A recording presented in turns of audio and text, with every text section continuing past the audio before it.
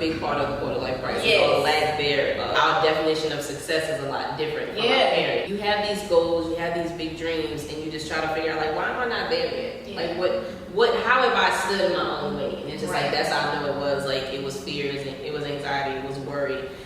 Hey, you guys, it's Sharae, and this is Candid Convos, where we get comfortable and candid about some different topics that need to be discussed. So today I have my friend, my good longtime friend Kortlynn. We both went to school together at LSU. Go Tigers. Yeah, go Tigers. So I'm gonna let her introduce herself before we get into the topic. So hey guys, I'm Kortlynn Jenae. I'm from New Orleans. Sierra and I went to LSU together. Go Tigers.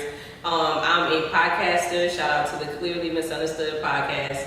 And then I am also a radio personality and I'm a content creator. Let's put it like that. Yeah, so that's definitely something that we both have in common. We both like to create content. We're both very positive people, and we just like to put out impactful content. Impactful content. That's the best. Yeah, I like that. So today's video is something that me and Kortlynn actually discussed about a year ago, and it's so crazy because it was something that I was going through at the time. And I had, in my mind, named it this thing. And then not long afterwards, I saw she made a post on her blog about the same exact thing that I was going through. And I was like, man, and me and her just bonded even more over that because we were just like, man, there's so many people going through this and we feel like we're alone in it. And there's so many other people that's experiencing the same thing. So we're going to be talking about the quarter life crisis as well as creating your own opportunities. So we're going to start off with the quarter life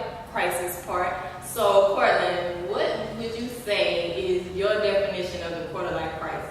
So my definition of the quarter life crisis is like when you hit your early 20s and you feel like you have like 5 years to get your life together. And it's just like this like imaginary approaching deadline for you to become successful and achieve all of your dreams. Yeah.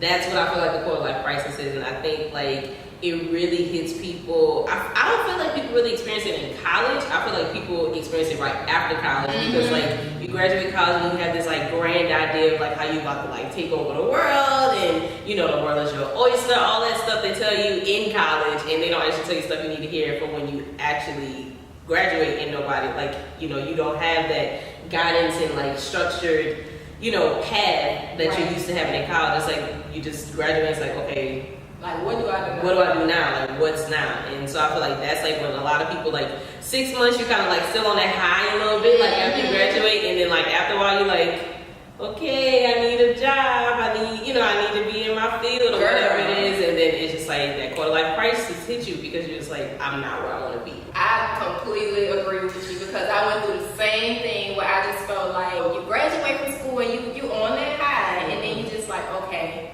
After some months pass, you're like, man, this is not what I thought having a degree was gonna feel like. In my mind, when you're in college, you have like this little American dream type idea for right after you get out of college. Me personally, I thought I was gonna have my job working corporate for a fashion brand with a corner office in California, this tall building where I could see the city. And it's like when you really graduate and start living life, you're like, man, this is not how I thought it was going to play out. And it's not like anything that you're saying isn't possible. It just doesn't happen in the timeline that you think is going to happen. And so when you get hit with that reality check, you kind of like face with that opportunity, like, do I keep chasing this because I see it requires more work? And it's not even that you thought it was going to come easy.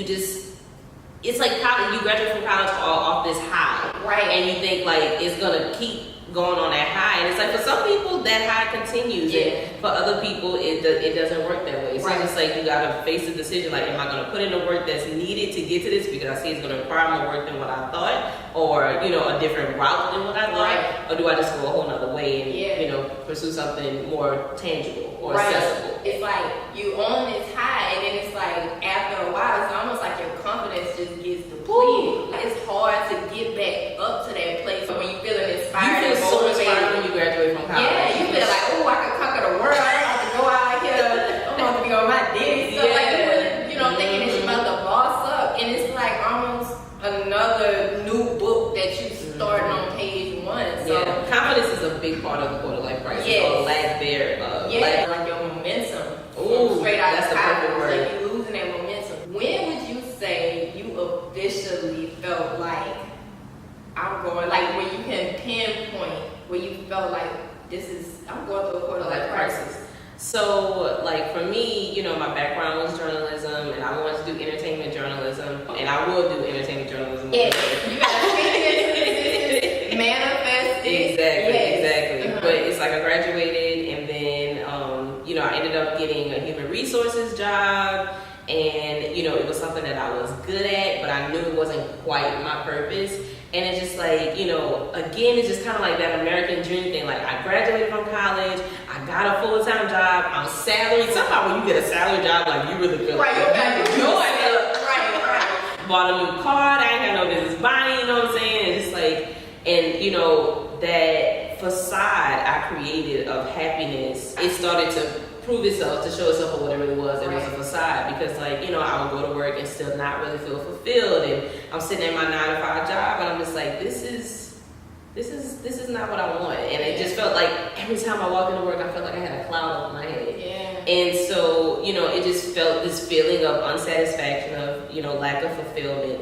And it just was like tearing me up inside. And I'm gonna tell you, even my boss pinpointed it. He was like, well, around May of every year, you kind of slip into a little depression. And I realize it's because it's another year that I graduated, and I see on social media, which is a big part of quarter life crisis, all these people graduating, and you know, it makes you feel like, okay, another year has passed. What do I have to show for it? Right. So that was like probably like a year and a half ago. I was like, I'm in a quarter life crisis, and I'm 26 now, so that makes perfect sense. Like, it was dead on quarter life crisis. Just that lack of fulfillment, and you know, just praying for the self-awareness to verbalize what that actually was, and that's how I was able to come to the term of what it was, a quarter life crisis. Man, that is so crazy, because I can relate. Like, I remember, you know, after graduating, I was working a little job, and I was just like, look, I just got to make some money. But I didn't instantly start off working a job where I felt like I was making enough for a college graduate. Yeah. So I did that for a little while, then I moved to another job making more money.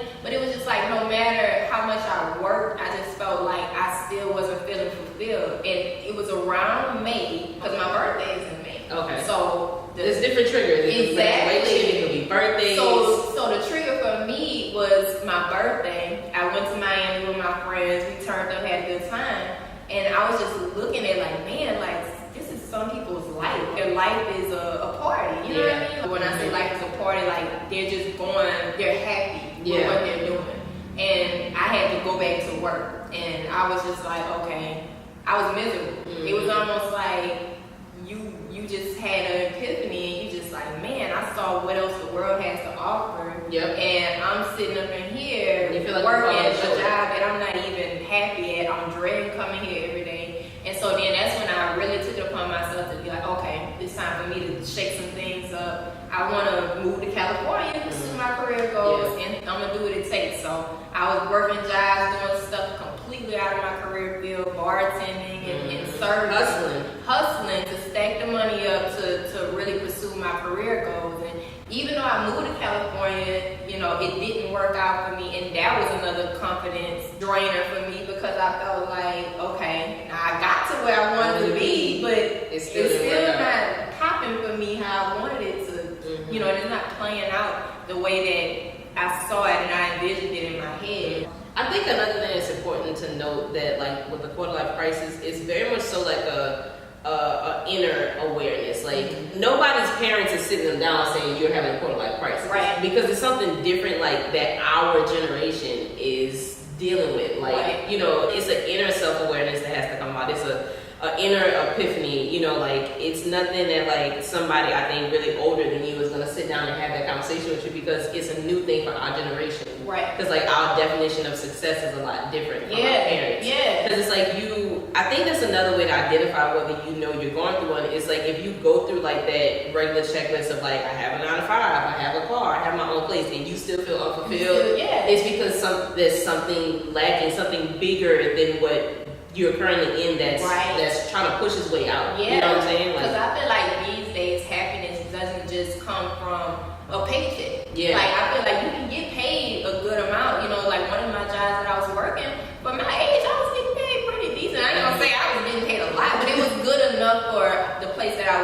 like if you told your parents, they would feel like, okay, you're good. Yeah, like you they made would it, probably, you good, you on track. speak highly of me. But the thing was, I wasn't feeling You fulfilled. still didn't feel fulfilled. And I feel like that's the thing with the quarter life crisis is when you feel like you're alive, but you're not living. You know what I mean? Yes. Like you're just going through the motions. You ain't living your best life. Yeah, you're not living your best life. Like you're just living life, and you're not feeling fulfilled. So, what was some emotions or feelings that you felt like you experienced going through that quarter life crisis?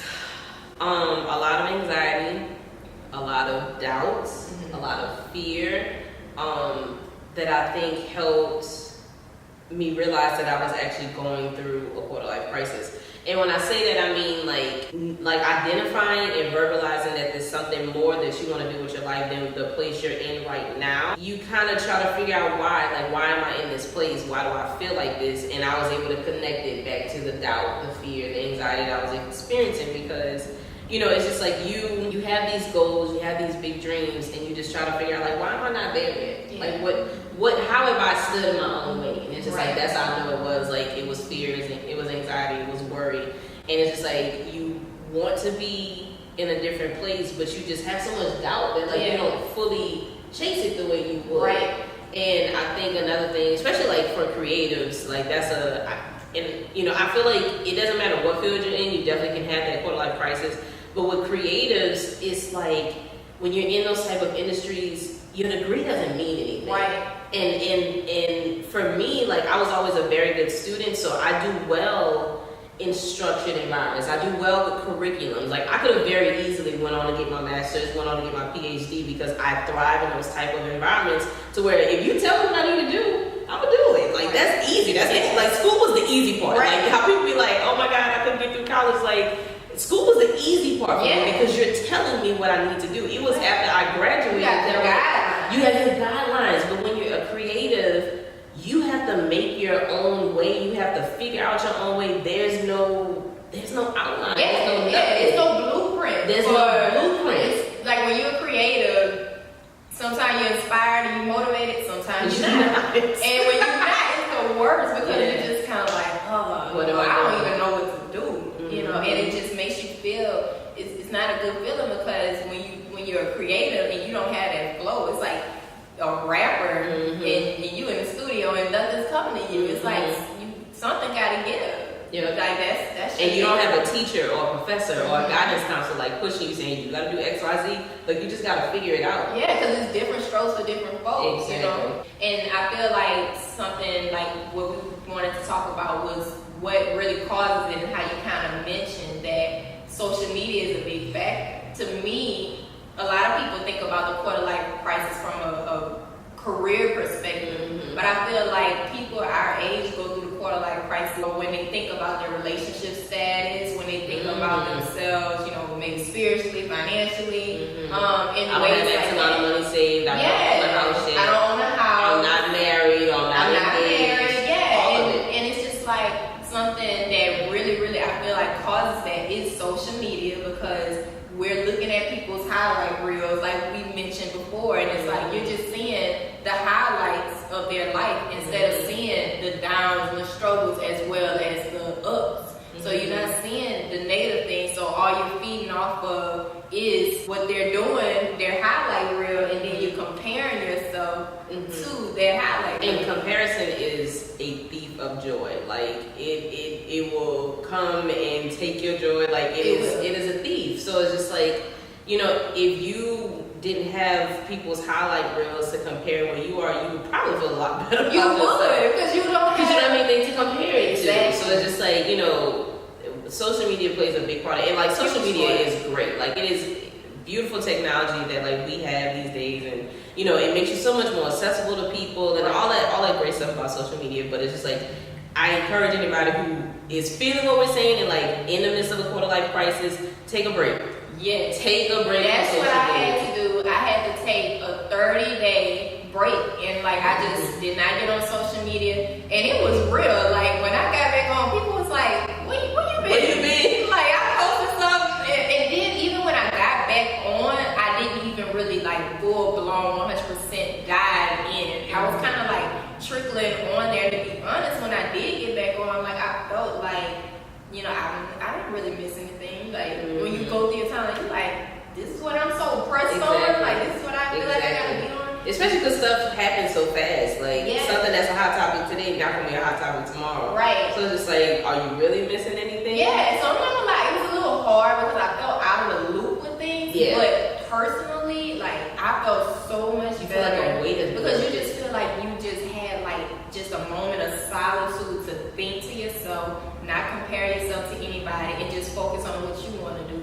And another thing, I feel like whenever you take something away, you have to replace it with something that's positive. Make sure that you don't replace it with something negative that's going to make you feel even worse. Right. So, you know, I would try to read different books and things like that, talk to my friends and discuss what I'm going through because it's real. Like, that's a good point. You could choose not to be on social media, but then turn to something else or whatever. And it's like, you have to like admit to yourself that social media is distracting. Yeah. You know what I'm saying? Like, that is a big takeaway, I think. Like, if you feel like you're not in a place that you want to be, like, but you're always on social media, remove it. Right. Remove it and watch what happens to your life, because social media is very distracting. So, like, you do have to like own up to that and be like, I've distracted myself. One thing I had to realize was I had to stop seeking validation from everybody and their mama, and that might include your own. Like, especially, like, I think it's just important to know that the bigger your dreams, the bigger your goals, the more intimidating they're going to be to other people. When you put it in words, you're like, dang, that really makes sense. But just think about it. You have these big goals,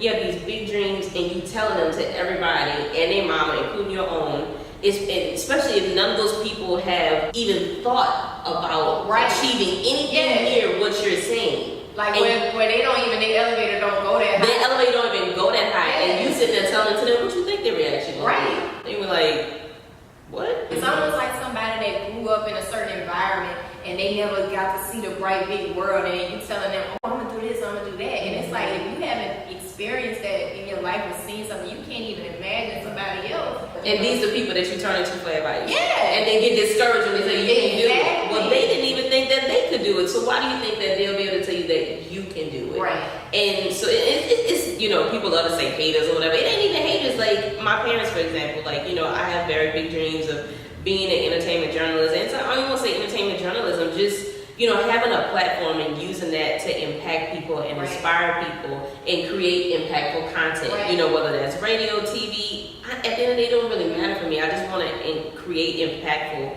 content to where people listen to it, they're like, yes, I feel that. They can connect. They can connect to it. And it's just like, you know, telling my parents that they aren't discouraging, not because they're haters. They just feel like, oh my God, her dreams are so big. I don't want her to get hurt. I don't want her to fail or whatever that is. But like, that's when I say you have to remind yourself that like you are stepping out on your own faith, not your parents' faith, and not anybody else's faith. I'm reading a book right now. It's called Millionaire Success Habits. And something that he talked about in the book was how, like you just said, it's not that people are hating on you a lot of times or they don't want to see you do well, but sometimes it's the people that's closest to you that can be holding you back because they're trying to protect you. Yes. So it's like when they're trying to protect you, they're really hindering you and basically like smothering you from growing and reaching your full potential. In the book, it basically says like you have to learn how to group people in like two categories. Are they like a charger, like a battery charger, or are they a battery drainer? Are they using up your energy and draining you or making you limit your thoughts and not feel like, okay, I'm capable of doing anything that I think of, anything that I dream of doing, I'm capable of doing it, which we are, because there's plenty of examples of people who've achieved certain things with the odds against them. So I would always say, you know, never let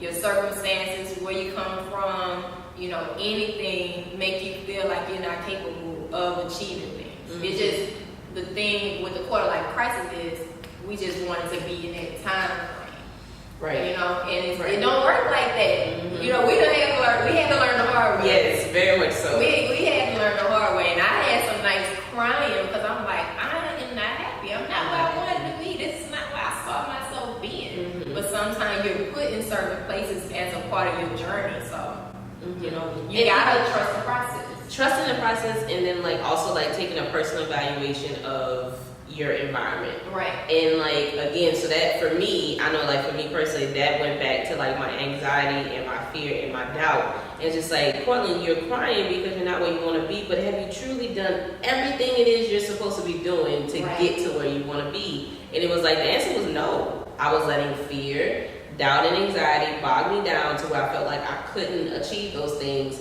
But I mean, I just thank God for self-awareness, because like that's what those tears were. It was self-awareness that I wasn't fulfilling, you know, or even aligning myself with my purpose and my goals. Nobody's gonna find you if you're in your room crying all the time. Like, you know, are you putting in the job applications? Are you networking with the right people you need to be networking with? If it's something, you know, more school related, have you applied to those schools, or have you let fear stop you from applying? Like, you have to ask yourself, like, have I done everything it is I'm supposed to be doing? Yeah. And I had to be honest with myself about I can agree. Even with YouTube, for example, man, there's certain YouTubers, I've been doing this for years, and they might have started last year and they've achieved a certain level of success that I'm like, man, I've been putting in work, I edit, I take all the time. But the thing is that when you say, are you doing everything that you could be doing?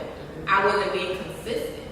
That's consistency is key. That is key. So you just went for my edges right there. Let me check and make sure they're still there. Because, you know, a lot of times we can have these talents, these God-given gifts. Like, for example, you know, you have the talent, but you just have like a way of expressing yourself, and you're so professional, but you're so real at the same time, and it's easy to connect with you.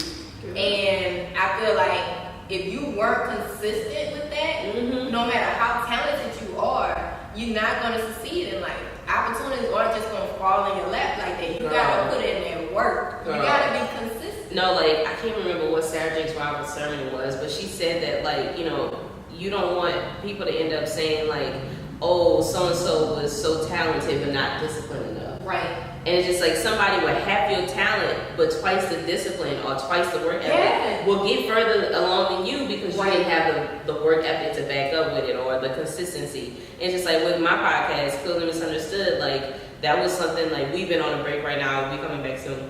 But that was... I know that podcast, baby, right? Yes. And it's just like, we had to have that, like, as a team, we had to come to that realization, like, you know, we had the same feelings like you're saying with YouTube. Like, there's literally people who have started podcasts after us and are more successful now that would come to us for our opinion on stuff and wanted us to listen to these shows. And it's just like, but they are further along than we are, because we've been inconsistent. But it's just like, you get frustrated because you like, you know, we've been in the game 4 years. How is it, you know, we're not XYZ, but it's like, have you truly done everything you're supposed to do? Have you been consistent, you know? And even on a spiritual, you know, tip, like, you know, have you given it back to God? Like, have you truly given it back to God, or have you just put it out there and decided to say, okay, well, God, I just want you to bless it. Right. But have you put him in the forefront of it? Right. Or when God does bless it, and even if it's a small little blessing, do we give him the praise and glorify him? Because sometimes he can test you and give you something, but he feel like you ain't even doing what you're supposed to be doing with this. Exactly. I'm gonna take it from you. Stewardship. Yeah. Stewardship. You have to steward what you have, and that's a big thing too.